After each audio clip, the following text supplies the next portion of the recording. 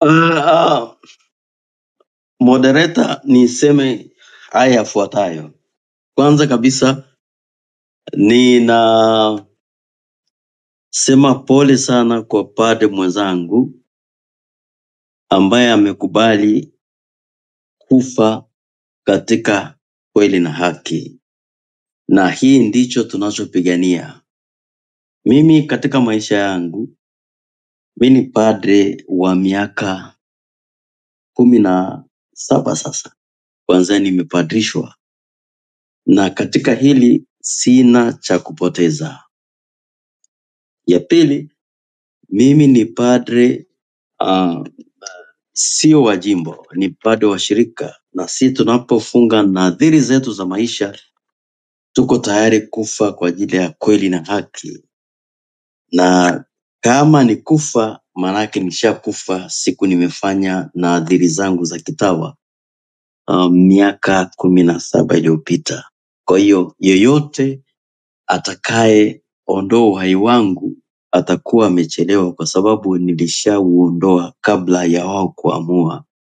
Kwa hiyo ninachokisema ni katika kweli na haki, si mgubudhi yoyote wala sita mgubudhi yoyote katika kweli hii na haki. Lakini ukweli ni kwamba taifa tunaloishi leo, Tanzania, si taifa ambalo tuliwachiwa na waasisi wetu wa taifa hili,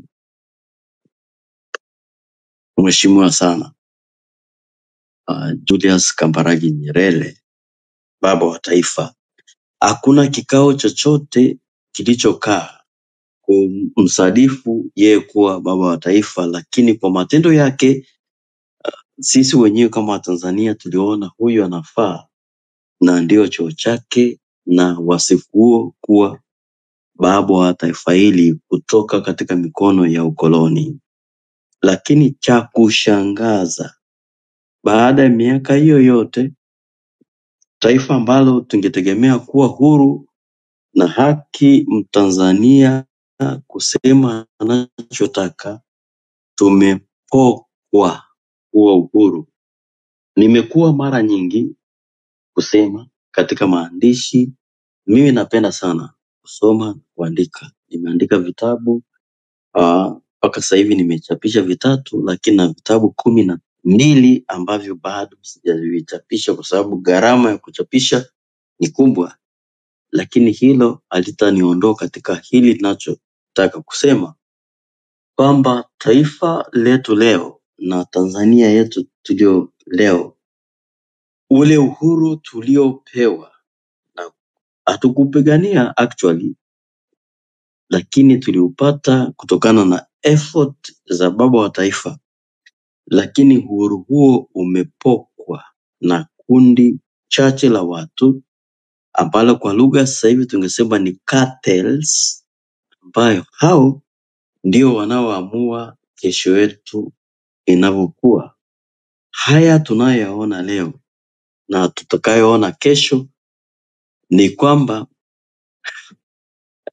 kile ambacho tulikiamua miaka hiyo ya uhuru wetu kimepokwa na watu wachache kabisa wenye nguvu katika serikali hii, ambao wanazo wakaamua kesho yetu.